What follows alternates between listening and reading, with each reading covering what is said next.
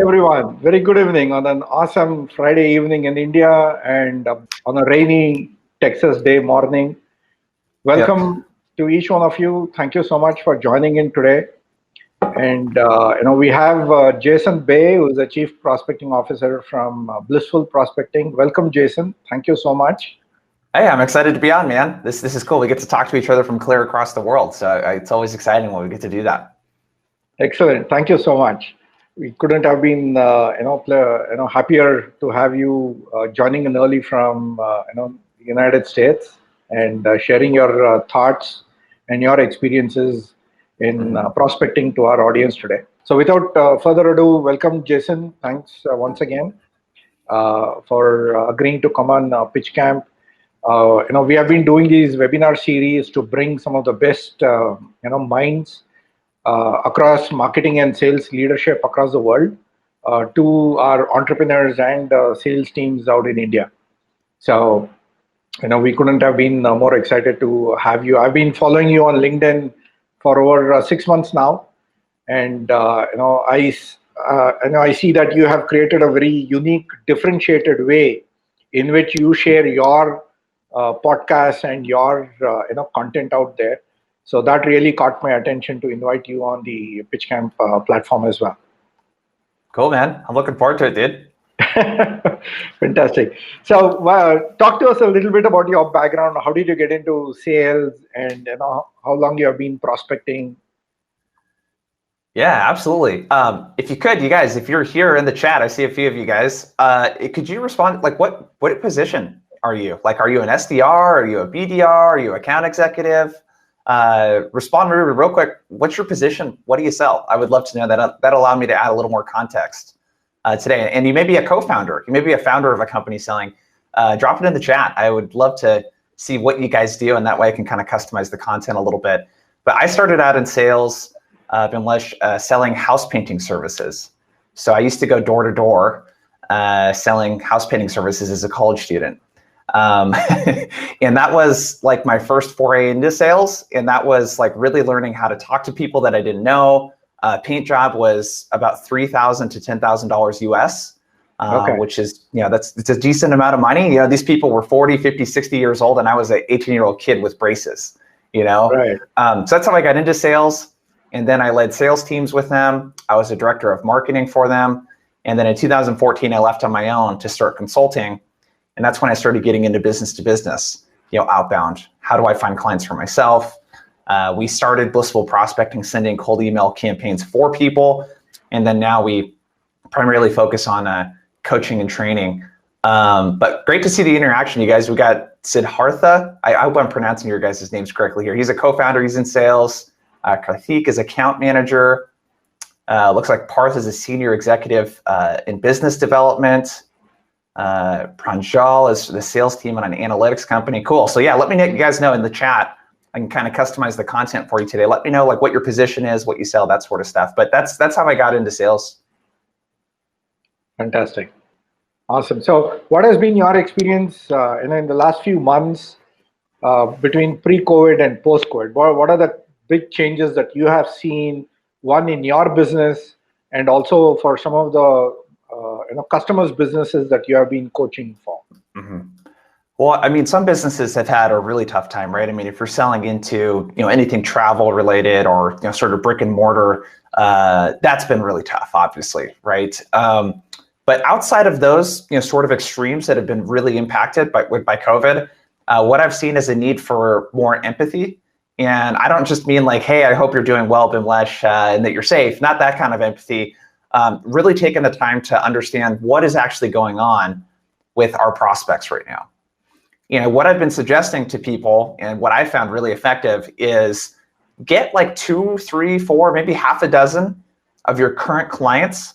So like Siddhartha, you run a business. This might be easier for you. Like get your clients on a Zoom call or use AirMeet or whatever platform that you want to use. And what we did is we got some of our clients on and we just asked them like, dude, how has business changed for you guys? Like what's going on? Like what's top of mind for you? And then all I did was help facilitate a discussion between them. And what that helped me figure out was, hey, they're really worried about motivation right now. They're working from home and they're worried about like, how do I keep the troops motivated, at home, is what our clients were worried about. So now I know when I go to prospect to companies, I can say, hey, we got a bunch of our clients together. What I'm hearing them say is that they're really worried about motivation with their troops working from home right now. And I would love to share some ideas with you on how you could keep your team motivated and keep them hitting the phones and sending those emails. And then when I can have that language, it makes my prospecting better. So that's something that you can do.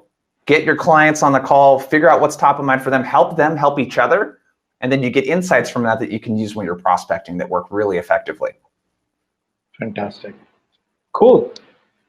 So, without taking more time, would love to, hand over the, the screen control to you. Would love to hear your 7 outbound plays for all of us to increase more meetings with our clients. Okay, cool. So while I'm doing this, you guys, feel free, in the chat, you could totally ask questions.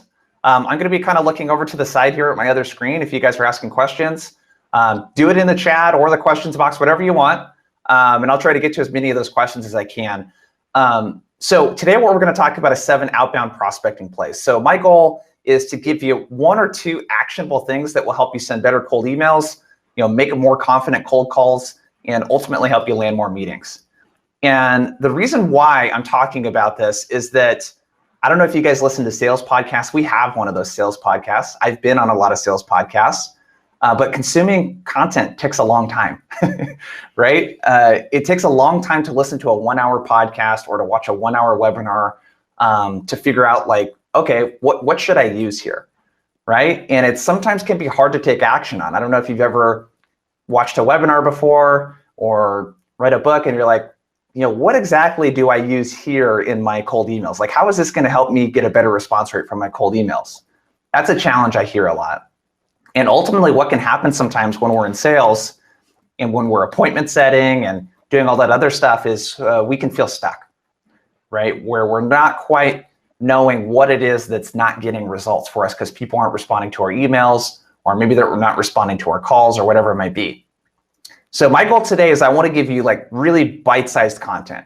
These are things that you can literally take after this call. Well, it's Friday night for you guys, so you might not, use it right after this call. So maybe first thing on Monday you could use it. It's going to be immediately actionable. So think of it like a recipe that you could follow. So I'm going to give you some step-by-step things that you can do so that you can make that cash money, or whatever your goal is. Maybe it's to grow your pipeline. Maybe it's to grow your business. If you're Siddhartha, I want to give you stuff that's going to help you actually land meetings and make money. So these are the 7 plays we're going to cover. We're going to talk about permission-based openers, call to actions in your emails, subject lines. We're going to talk about something called question stacking. For those of you that are selling technology, people that might be resistant to change, to new technology, we're going to talk about that. Talk about some low-hanging fruit, and then triple threat sequencing. So real quick about who I am. This is what I do. I help reps and sales teams who love to crush their quota, but hate it when prospects don't respond well to their cold emails and cold calls. Why don't you drop this in the chat? Just put a yes in the chat if you hate it when you spend a lot of time personalizing something or reaching out to someone and then they never respond to you. Maybe drop a yes in the chat if that's something that happens to you. Pranjal says yes. I didn't sense any frustration in that, Pranjal. He's like, yeah, it's frustrating. Anyone else in the chat? Drop a yes. Anyone else find it frustrating when you spend a lot of time writing an email? And George says, of course, dude. He's like, duh, Jason. Of course I find that frustrating. Parth says yes. Summit says yes. Love it. Love the interaction. So I'm gonna really try to engage you guys as much as possible with this. Bimlesh says yes with an exclamation mark, right? Yeah, it's annoying to me too, right? You spend a lot of time doing this and people don't respond. And that's what I'm here to help you with today. So the first thing we're going to talk about is some psychology. So Harshil says yes. Karthik says yes. Awesome. Thank you for the interaction, you guys. So the first piece that we're going to talk about is the desire for autonomy. So autonomy is essentially our ability to make choices according to our own free will. So in other words, if we feel coerced, so if someone pressures us to say yes to something that we don't really want to say yes to, our feeling of autonomy vanishes. So what does this have to do with prospecting? Well, think about how you feel when you're forced to do things you don't like. I don't know about you, but when I was a kid, My parents made me do certain things that I didn't like to do, right? Go to bed at a certain time. I had to eat certain things. I had to, in America, we kind of have this thing where you got to finish what's on your plate. So even if I'm really full, I'm supposed to, finish what's on my plate. I don't know about you, but when I was a kid, that made me want to do the exact opposite. I actually wanted to rebel. And the reason why this is connected to prospecting is if we allow prospects to have a little bit of autonomy, it works really well. So I'm going to give you guys a cold calling play that you can use. So the problem is that prospects immediately tune out when they pick up the phone, and you never get a chance to really engage them, right? If you've ever picked up the phone and the prospect says hello and you feel this like urgency to get out really quick what you're going to say because you're fearful they might hang up, what that makes us do is like get to the pitch faster, right? We want to tell them right away about our company and how awesome our product service is and how innovative we are and like why they should meet with us. But if we actually step back and give them some control by allowing them to have a choice, we actually stack the odds in our favor. So I'm going to give you a play here. So this is something that you can do. And Bimlesh, I can send the slides to you after this too, Sure. If anyone's like frantically writing this stuff down. So here's how you could open up a cold call. This is how we train our clients to do it. And it works very, very effectively. So I might say, hey, Bimlesh, this is Jason with Blissful Prospecting. Look, I know I probably caught you in the middle of something, but do you have about 30 seconds and I can tell you why I'm calling? And then you can decide if you want to keep chatting. And usually 8 out of 10 times, people will be like, okay, cool. What do you got? So I'm asking for permission, really kind of counterintuitive advice, right? For a cold call, a lot of people would just kind of try to get right to their pitch as soon as possible. You're actually going to ask the person for permission. Sarah Brazier, she's an account executive at Gong. She's the top SDR in 2019. She posts a lot of content on LinkedIn. I would definitely recommend following her. This is a line that she uses. Hey, it's Sarah Brazier calling from Gong on a recorded line. How have you been? They like that line at Gong. Works really well. Hey, I know it's kind of a weird time to be making cold calls because there's a pandemic going on. Is it okay with you if I tell you the reason for my call and you can tell me if this is a conversation worth having? So same kind of difference here, right? I'm asking for permission. I'll give you one more that's kind of fun. Adam Beaton, he's an SDR at LeadIQ. So I interviewed him when he was in his first 4 months on the job. And he was doing really, really well on the phone. So I wanted to know a little bit more about what he was doing. And he has a little bit more fun with it, as you can see. Hey, Bimlesh, it's Adam Beaton from LeadIQ. Look, I know you weren't expecting me. I was just hoping to try to make your day with an awesome cold call if you have 30 seconds to start. Right, that's a good one.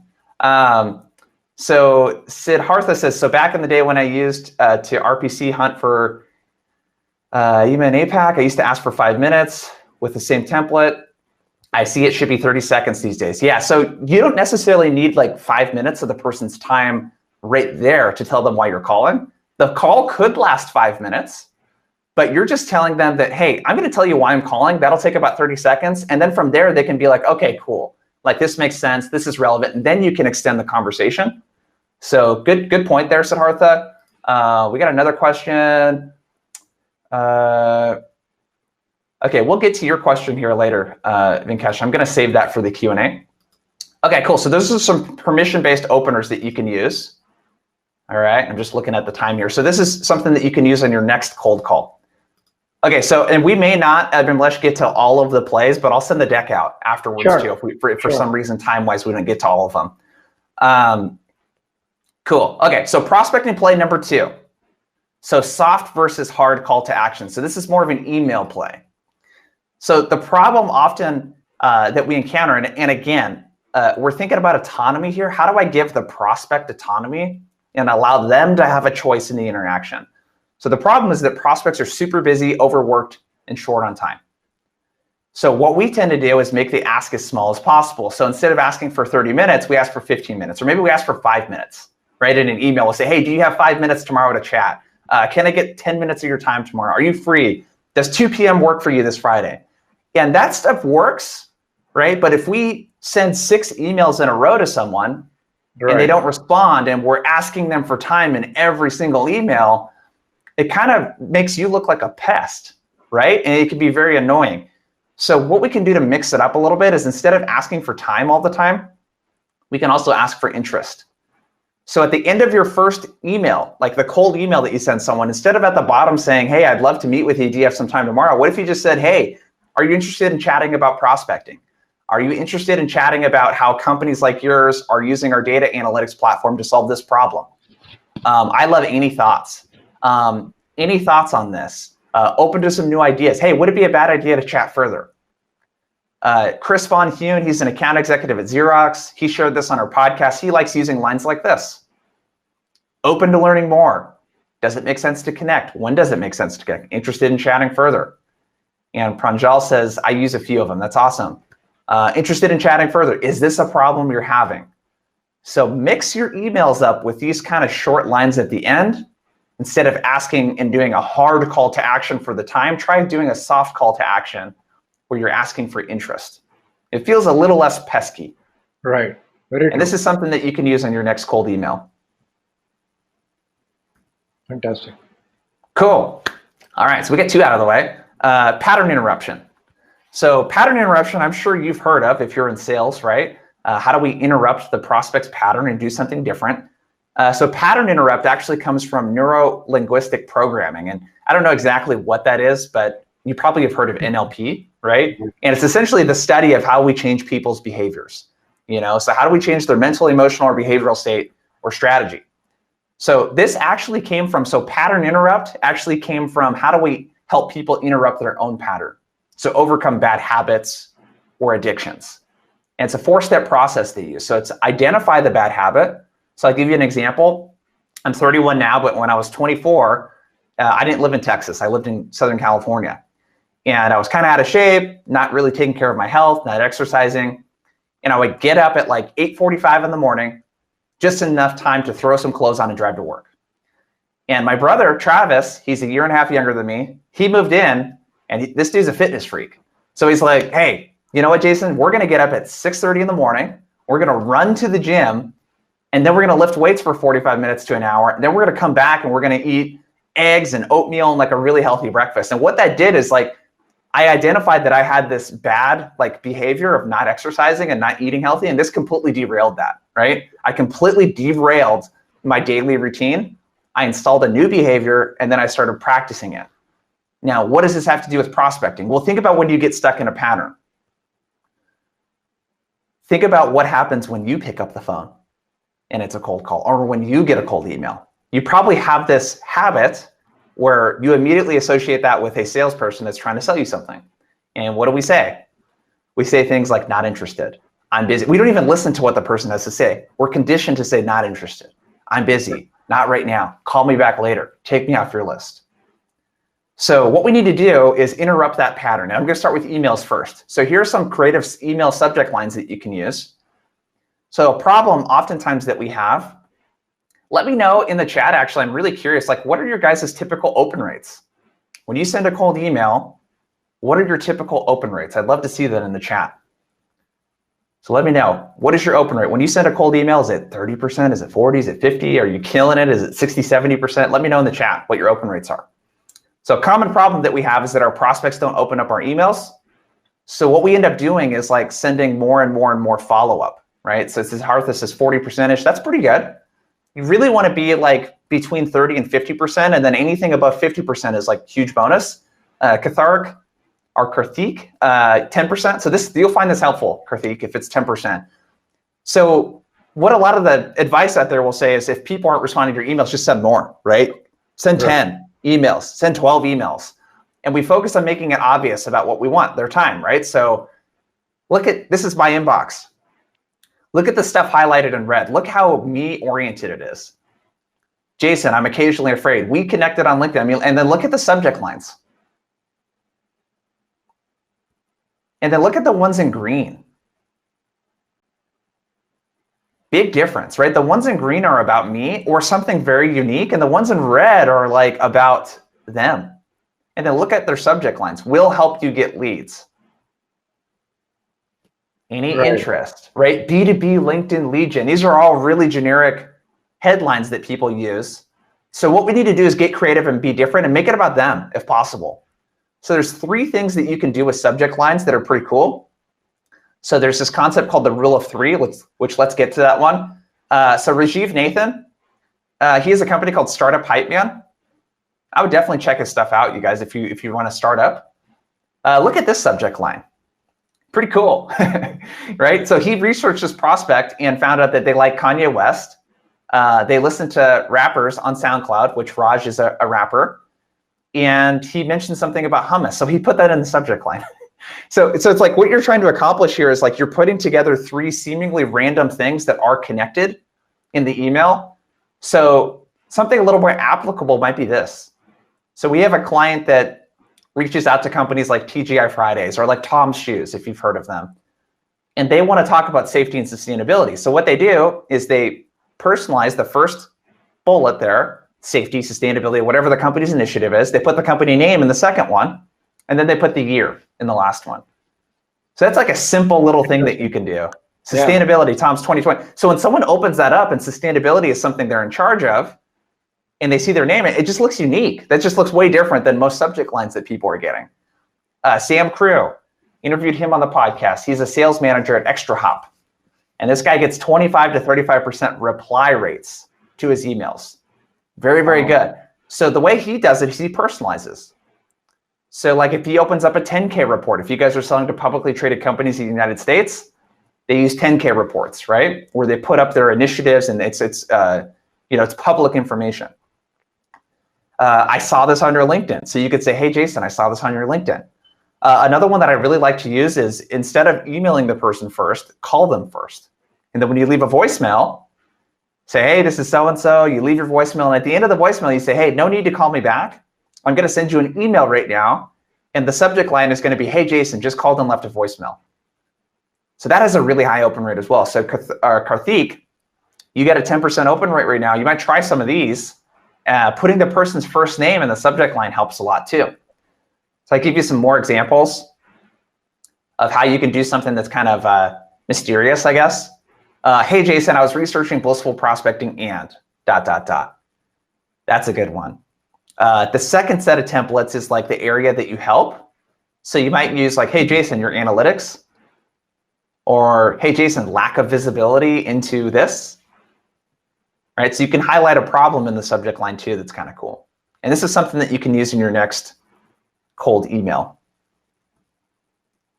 Okay, so there's another concept that you can use. Can you let me know in the chat, actually, if you're cold calling, maybe put a yes into the chat. Is anyone here making cold calls? Put a yes there into the chat and let me know. I'll make sure see if this is relevant for you. Let me take a drink of water real quick. You're getting a lot of thumbs up for the content so far, Jason. Cool. So I started to Akshay. get some. Yes. Venkatash, yes. Pranjal, and sorry, I totally apologize if I'm mispronouncing your name, you guys here. Siddhartha says, seldom, yes. Vignesh says, yes. Karthik says, okay, so it sounds like people are making calls. So the problem oftentimes is that since the attention spans are so short with prospects, getting them to actually pay attention on a cold call is challenging, right? They said yes, you can give me your pitch or whatever, and then how do we like maintain their attention? Pranjal says, yes, you are pronouncing it wrong, but it's okay. Thanks for giving me a break there, man. So what we tend to do is immediately pitch our product and service with a request for their time. And I already kind of talked about this. So what we can do instead in calls is instead of talking about our product or service, let's get the prospect talking. And the way that we can do this is through a concept called question stacking. So think about how it feels when a salesperson asks you a question about your budget. So you're going to buy, I don't know, a piece of jewelry or something, and Bimlesh, I'm in the back of the counter, I'm like, well, hey, what's your budget? Right. And if I ask you that, what are you thinking? Why should I share my budget with you? Yeah. So you can sell me? What if I tell you my budget and it's really big and then you overcharge me? Because I have a big budget, right? So when you ask questions like, what's your budget or what tools do you use? Like people are wondering like, why is this person asking me this question? So with question stacking, you're going to put context into the question. So a really common thing that we might want to know, like if we're selling marketing analytics, for example, is we might want to know if people are using Google Analytics or if they're using a particular type of marketing software. Maybe, are you using like an email service provider, whatever it might be. So instead of just asking, hey, what kind of CRM do you use? I'm going to give you an example with Salesforce here. is we're going to stack context into the question and let them know that other people like them use Salesforce. I'm curious, what are you guys using? So it's showing that like I'm not asking this question coming from an uneducated place. I'm telling them about a lot of other companies I talk to use this tool. I'm curious, what tool do you guys use? And it's going to make the prospect feel much more disarmed and not like we're asking these like interview style questions and really invading their privacy, right? So another thing that we can do too that's really interesting. So in the cold call, to give more context, this is at the top of the call, I said, hey, do you have 30 seconds for me to tell you why I'm calling? Prospect says yes, and I say, hey, the reason why I'm calling, I share the reason. I was on your guys' site. I noticed that you guys are hiring SDRs right now. One of the problems that I hear is that people are really trying to keep their remote staff motivated right now. And I had a couple questions for you to see if what I'm going to talk about might be relevant. Yes. So now we get to the point where we're going to ask a few questions, right? So I might ask like, hey, do you guys use Outreach or SalesLoft or Mixmax or whatever other sales engagement tool? And then the next question I might ask is a more detailed question. So here's something that a client of ours was using. They have software that automates bookkeeping for small business owners. So what I would say then is like, hey, another thing that I hear that's a big challenge for other business owners like you is like how long it can take to do your books. So a lot of people are like using spreadsheets, they're manually uploading things, and the information isn't always accurate in QuickBooks.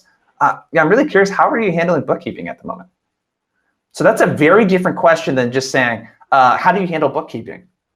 And the person could say, well, I do it in-house. They could say, we hire someone to do it. I'm talking about how manual the process is, and I'm trying to get them to talk about the process and any pain points they might have associated with it. So what you can do, again, is you can stack the challenge before you ask the question. So if you're selling analytics, it might be, hey, a big challenge I hear other marketing professionals share with me is that they're using a lot of different tools, and sometimes they can be hard to get all of the data in one place. So they have to download stuff through spreadsheets and create their own sort of reports and analytics and dashboards and all that stuff. I'm really curious, like, what do you guys use for analytics? Right, so you can use something like that. Another thing that I like to use that's pretty cool is you can stack education. So let's say you're selling something and you're talking about a problem that the prospect doesn't know that they have. So this is a company that helps. So in the US, there's like the big banks like Chase and Chase, Wells Fargo, those types of companies, right? Well, the banks that aren't the Chases of the world, more these like mid-level regional banks, they don't have the ability to take international payments. So if a US customer is selling into India, let's say, they have to go to a big bank to get those payments processed. So in other words, if I reach out to a mid-level bank, they have to send their customers to their competition in order for them to be able to do business in India. So it's really interesting. So a lot of mid-level banks don't know that there's a different way that they could do it. So what they do in a cold call is they might say, hey, typically 40% of a bank's customers are taking international payments. And oftentimes those customers just end up going to the competition to get that done. I'm really curious, like, how are you guys tracking your customers' international payments? And then now what the prospect might say is like, well, what do you mean 40%? Right? They're going to start asking questions like, well, no, our customers don't do that. Or no, we're working on taking international. Like, you're going to get them talking, right? So instead of saying, Bimlesh, 40% of your customers are doing business outside of your bank right now. That sounds like very accusatory. That's like if I'm a personal trainer and I'm trying to sell you like training, me saying, hey, Bimlesh, you look really overweight. I'd love to be your personal trainer. Like, that's not going to work, right? That's very insulting. So you don't want to insult the person. So I'm talking about other banks like them, right? And I'm going to ask an educational statement. So this is something you can use in your cold calls. I often like using this in emails too. Like, here's the challenge. I'm curious, how are you guys handling that right now? Or you could do this in a LinkedIn DM. The other piece of psychology here, and again, if we're selling technology, is that people are very resistant to change, right? So the concept of resistance to change refers to people experiencing an emotional anxiety caused by the prospect of a transformation or change that is taking place. So in other words, people don't want to change. People are very resistant. Like, think about how you might use shampoo or any other kind of products around your home. I don't know about you. I haven't changed the shampoo that I use in like years. right? And if someone said, here's a new one, I would be very resistant to that. And that's just shampoo, right? So just imagine how resistant people are to using a different technology, or you're trying to sell tech to someone that's like not tech savvy. So a lot of people don't understand that they need to change. They have a fear of the unknown. They might lack expertise. They might just really be attached to habits. And there's a list of reasons why people do not want to change their current way of doing things. And we encounter this when we're selling software, especially, or any sort of innovative service. So again, think about how resistant to change that you can be just in your daily routine. When something comes up that throws you off balance in your daily routine, people usually do not like that. So here's something that you can do if you're selling a technology that's fairly new and you're trying to gauge whether or not a prospect would even be open to the idea of changing. So this is the technology adoption lifecycle. So prospects are very reluctant to adopt new technology. So typically what you have here is, this is from a book called The Chasm, is look at this. Like innovators and early adopters, these are the groups of people that are most likely to adopt new technology. That's a very small percentage of people. And then you have people that are early majority. These people are like, you know what, innovators and early adopters, you test this new product out. We'll see how it goes with you first, and then I'll test it, right? And then you have late majority and laggards. These are people that'll wait. These are people that might still use cassette tapes and listen to records or CDs, right? Versus MP3s, right? There's people out there like that. So what we got to do is get better at spotting these people that might be resistant to our technology that we're selling. So what we tend to do is, like, when someone's resistant, we say, well, hey, let's pitch them harder on the benefits of changing and like how it'll save them time and money. When instead what we can do is just filter out people who are resistant to change. So Bilal Batrawi, I would definitely recommend checking out his stuff on LinkedIn. He has 2 questions that I just love that you could ask in a cold call. So we talked about question stacking. So maybe the first question you ask is, hey, what kind of technology are you using in this area? And then maybe the next question we could ask is, hey, I'm really curious, when was the last time you guys tried a new data analytics platform? Or hey, when was the last time you tried something new with your marketing? And if the person's like, we haven't bought anything new in the last 5 years, right, they might not be a good fit for you. And that's okay. Like that's an okay outcome with prospecting, is if we talk to someone and they're not like open to changing, like that's okay. Like not everyone's going to be interested. So these are 2 questions that you can ask that are really good. When was the last time what was the last product you purchased? When was the last time you tried something new? And if they say, yeah, we try new stuff all the time. I've tried a couple different platforms. That's a person that you want to talk to.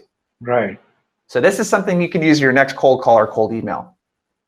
All right, these next 2 are going to be pretty quick, so we should have time for these next 2. Yep, 8:35. Cool. So this next one is called the Bader-Meinhof phenomenon. You guys may have heard this one before in marketing, but it's also called frequency illusion or recency illusion. And essentially this occurs when the thing you've just noticed, experienced, or been told, it like suddenly crops up constantly. So like think about if you've ever bought a car. So like when I was in high school, my parents bought me a Mazda 3 was the car. And guess what? When we decided that we were going to buy a Mazda 3, I started seeing Mazda 3s everywhere. Everywhere, right. Right. And it wasn't like there was more of them. I just noticed them more. So the way that this happens is, and Siddhartha says yes, is you start to notice this and it like plays this like kind of game with your head where you like, are there just more of these kind of cars out? Is there more of these types of clothes or products or whatever? And we can actually create that same effect when we're prospecting. So I'm going to share 2 low-hanging fruit plays that are super easy to run that I see people not taking advantage of. Okay, so the problem is that a prospect's default mode is not to trust salespeople like we talked about. So we go in, I've already kind of alluded to this, saying, hey, we're awesome, check us out, check out our G2 crowd reviews. And instead, what we should do is look for ways to reference mutual connections.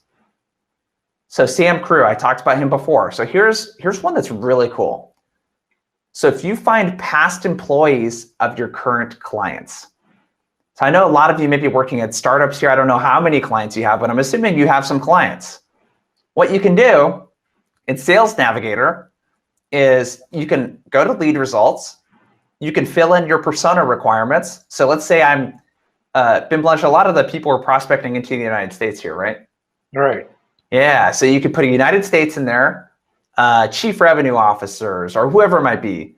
And then what you can do in the company is under past company. So you could change this current to past, and you could put in your current clients. So what you might find that's really interesting is you might find people that used to work at the company that is a client of yours now. And think about that. That's a pretty warm intro. Hey, Bimlesh, I saw you used to work for ABC company. They've actually been using our product for the last couple of years and really like it. Are you curious about how we're helping them? That's a really warm approach. The other thing you can do too is, depending on your work history, I used to work for a company called CollegeWorks Painting. That was the door-to-door company I worked for, selling house painting services. Well, guess what? A lot of those folks end up getting into sales leadership positions. So you could put your past employer into the search too, and you could look for people that also maybe went to the same university that you did too, if you're prospecting into India.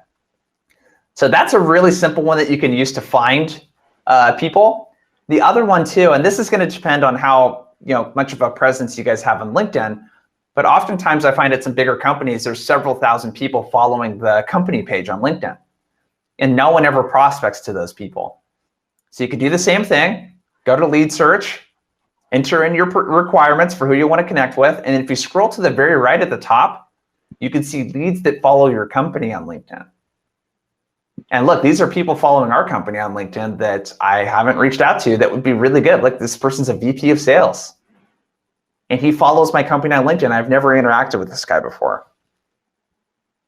And again, like, that's really, really something. He's like, hey, I saw you follow our company.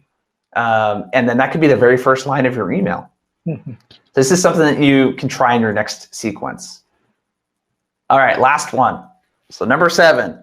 So we have this thing called triple threat sequencing. You might have heard of combo prospecting. Right. And essentially, I would say 80% of the reps that we work with and that I interview that are really good at prospecting use a combination, like use some form of this. So the problem is that prospects have communication preferences, but like, how could we possibly guess that someone likes to talk through email versus phone, through LinkedIn? So what we tend to do is communicate the way we want to. So if we're good at email, but we don't like the phone, we tend to just send emails, right? And then vice versa. If we're good on the phone, but don't like email, we tend to call a lot. What we should do instead is combine every touch together across multiple channels. And the play here, so Alexine Benoit, she's an AE at Displayer. She uses this play, and like I said, a lot of people use this play. So this is what a sample sequence might look like. So the very first time you reach out to someone, try calling them first. So open up their LinkedIn, try calling them, and you're probably going to get a voicemail. Leave a voicemail saying, I'm about to send you an email with the subject line, hey, Bimlesh, just left you a voicemail. And then you're going to send the email, your cold email, and then you're going to send a connection request to them on LinkedIn. You're going to do that all at once. So what I like to look at and think about is user experience. So on the receiving end of that, that's going to make your stuff stick out, right? Think about the people you're reaching out to. They're probably getting dozens or hundreds, depending on how busy they are, of requests for their time on a weekly basis. So if you just send an email here on Monday, then they get an email on Friday, and maybe you call the next week, how are they supposed to put together that that's you every time? Right. If they have dozens or hundreds of other stuff coming in. So if you could do stuff like this in sprints, so like the first time you reach out to someone is that, and then you can throw in these short follow-up emails, and then the next week you're going to do the same thing, but you're going to focus the email on a different challenge maybe that you help with. So these short follow-up emails, I'm going to give you another quick hack. If the second email you send, don't send another big long email. So you send this first email, 2 days later, just send a short follow-up that says this, any thoughts? This works extremely well. Any thoughts, question mark. So you can say, hey, Jason, any thoughts, question mark. You don't even have to use the prospect's first name if you don't want to. This is something that you can automate, obviously. But we get a lot of responses to this. This is probably the #1 tactic that I see people using that just works so effectively, is let's not bombard our prospect with a bunch of long emails. So these short follow-ups, I'm going to send longer email, short follow-up, longer email, short follow-up, longer email, short follow-up. Awesome. And this is something you can use on your next sequence. So those are the plays, you guys. I'm really curious. In the chat, you guys, can you throw the number? What was your favorite play? What's something you feel like is your favorite that you could start using and take an action on it. Maybe throw that number into the chat. I would love to see what you guys took away from this that you want to start using. Throw the number of your favorite play into the chat. George says 7, triple threat. Vignesh says 3. Tapesh, 2, question stacking. Par, 3, creative email subject lines. Karthik says 7, yeah, triple threat. Interesting. I'll go for 5. Yeah, resistance to change. That was a good one. Yeah, that's a good one, and especially depending on what you're saying. Akshay says 3 and 5, creative email subject lines and resistance to change. Pranjal, 3, creative email subject lines.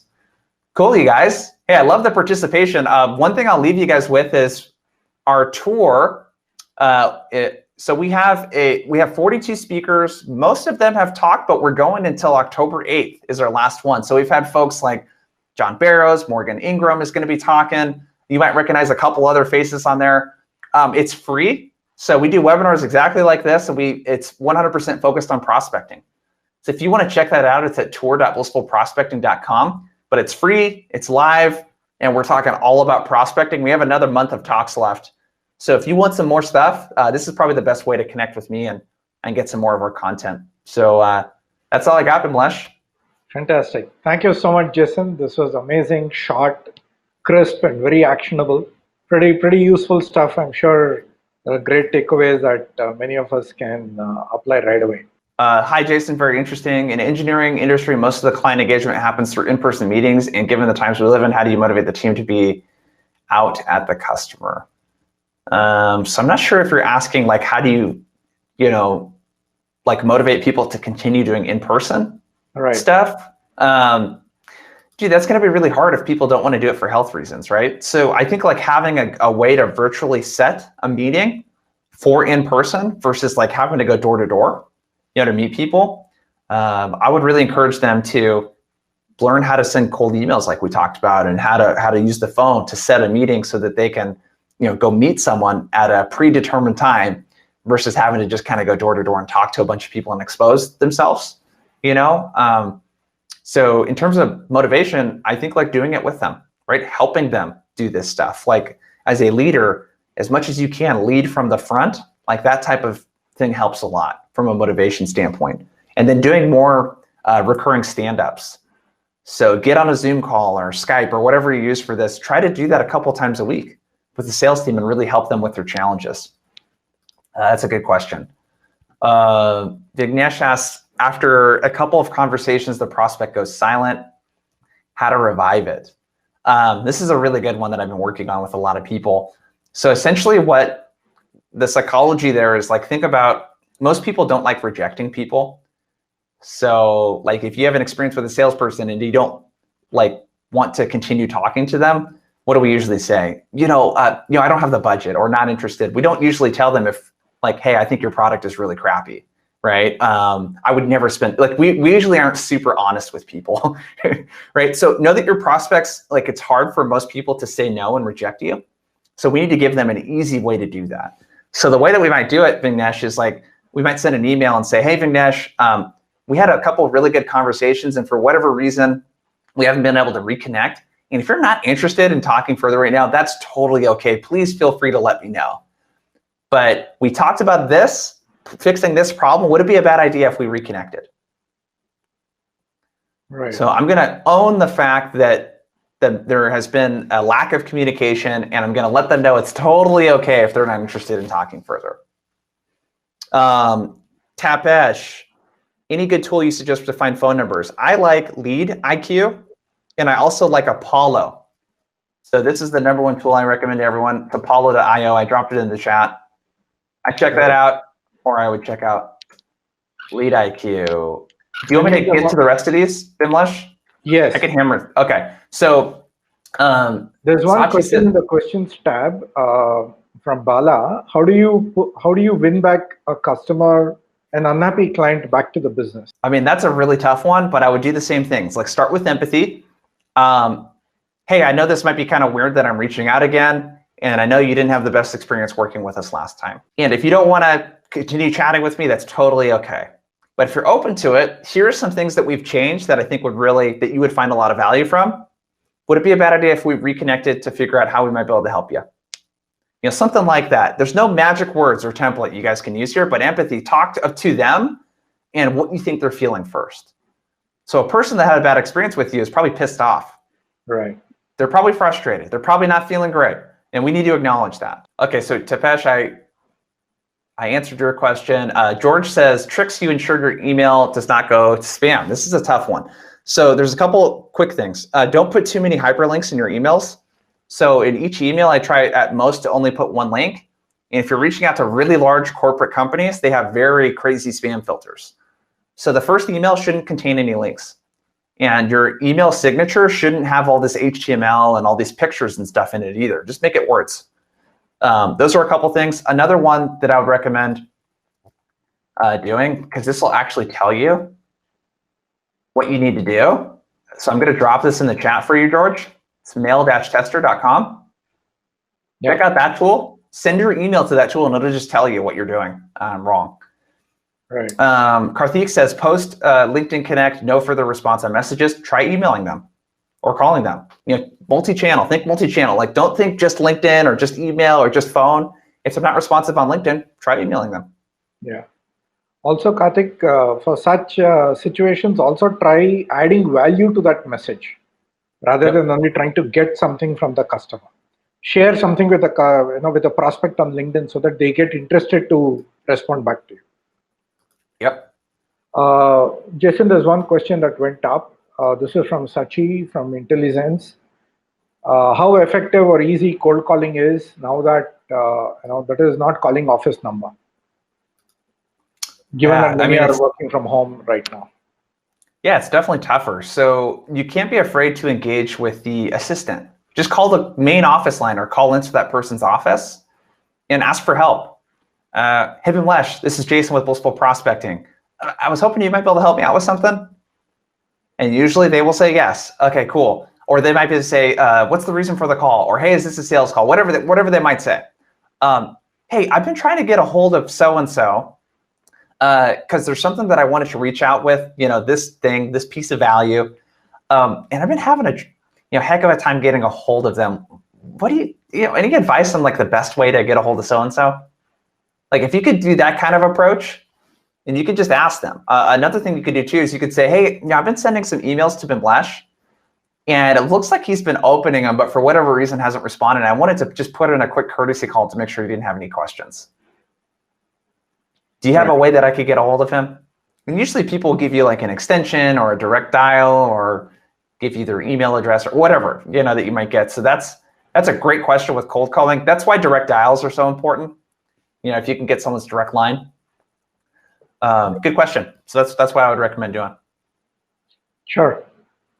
There's one question on LinkedIn. The approach on LinkedIn would be different from that of emails, given the word limit. Any suggestions on this? Yeah, so LinkedIn, you're going to treat more like how you would cold call. So cold call is an interaction. It's a back and forth interaction. LinkedIn is like texting someone, right? And if you text, oftentimes we text a lot like how we would talk to someone. So you're going to kind of break up the parts of the cold call. So if you connect with someone, so a good thing you can do right when someone accepts your connection request, send them a video real quick. So use Vidyard, BombBomb, whatever. There's a bomb. I think there's another one. I can't remember what it's called, but it's really popular and they're based in India. I forget the name of the company. But I would send a video. Hey, Bimlesh, want to introduce myself real quick. I appreciate you connecting. Here's what we do and some of the problems that we fix. Let me know if you're interested in chatting, right? And they may or may not respond to that video. And then you could respond with, hey, any thoughts? Right, so you could do something like that. I like doing the videos. So you could also send that through text or do an audio message. Same kind of thing. Thanks for connecting. Wanted to introduce myself real quick. No need to respond. Here's what we do. If they don't respond to that, any thoughts? Here's a piece of content I thought would be helpful. Any thoughts? Right? That type of thing. You can question stack too. Hey, a big problem that I hear folks like you sharing with me is this. Is that something you ever run across? So LinkedIn is more like, texting someone than emailing someone. You don't want to send a big, long connection request. The connection request should just be, hey, Bimlesh, love the work you're doing at ABC Company, would love to connect. Or, hey, love the article you wrote on this. Or, saw this post that you had about this. Would love to connect and follow you. That's what you're going to do on LinkedIn. This has been great, you guys. This has been super interactive. Sachi, should we send LinkedIn Connect or InMail? Is there any best sequence? I always recommend the connection request. Right. InMails look like sales messages. And they also have been deemed to have lesser response rates on the InMail. Yep. Yeah. So I would send a connection request. I would think of it as a sequence.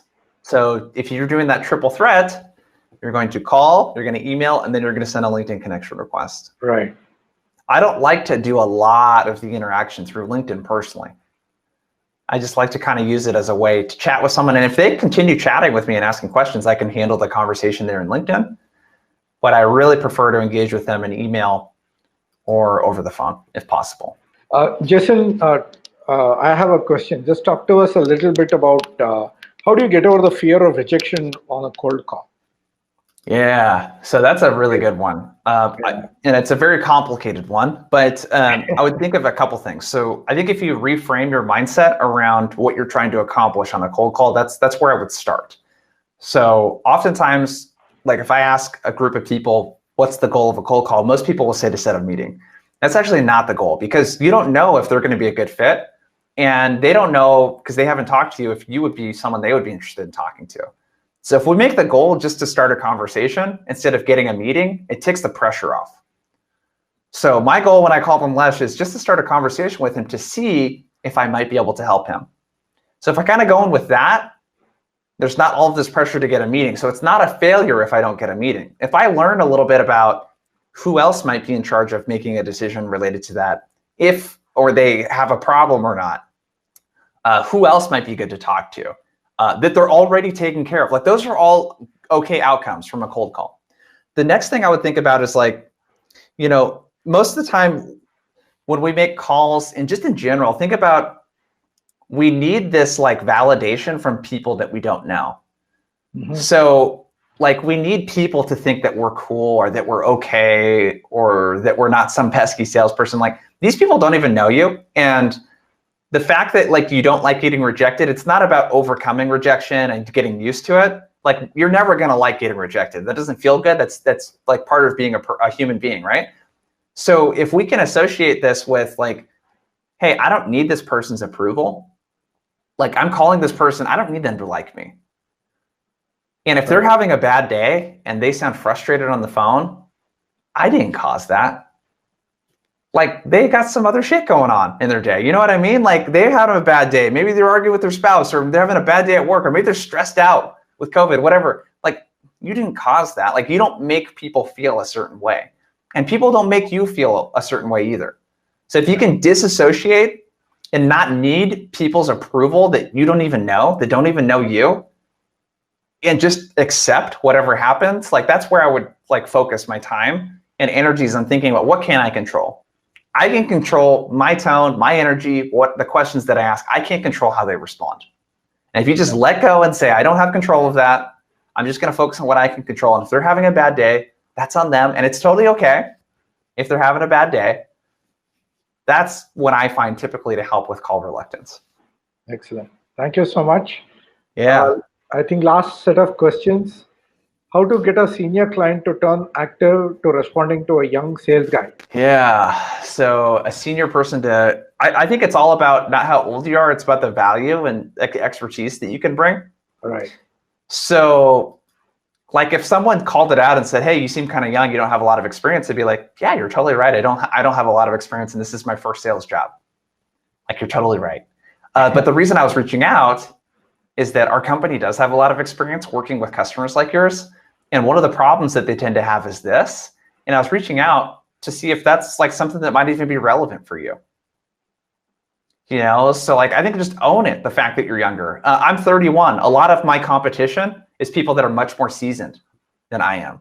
Just own it. Yeah, I'm young. There's a lot of advantages to being young, right? Cool. You have more energy. You might be more fun to talk to. Right? So just own it. Like you don't have to hide the fact that you're young and inexperienced. Just own it. And if someone calls you out and be like, yeah, you're totally right. But I'm not the one that built the product. Another question, what's the best time to call? Monday or Friday afternoon are typically not recommended. Do you agree? I still call Mondays and Fridays. So people aren't calling on Mondays and Fridays because that's kind of the general advice that people get. So people are actually getting fewer calls on Mondays and Fridays because most salespeople don't make them because they think prospects aren't going to, be taking those calls. So I would make calls like Monday early afternoon, and I would also do Friday afternoon too. And the way that you can do this, you can open and say, hey, Bimlesh, hey, I know it's Monday afternoon. You're probably slammed with meetings, so empathy. But hey, do you have 30 seconds for me to tell you why I'm calling real quick, and you can let me know if you want to keep chatting? Or hey, Bimlesh, I know it's Friday afternoon. You probably got a lot of stuff planned for the weekend that you're looking forward to getting to, so I'll make it quick. Do you have 30 seconds for me to tell you real quick why I'm calling?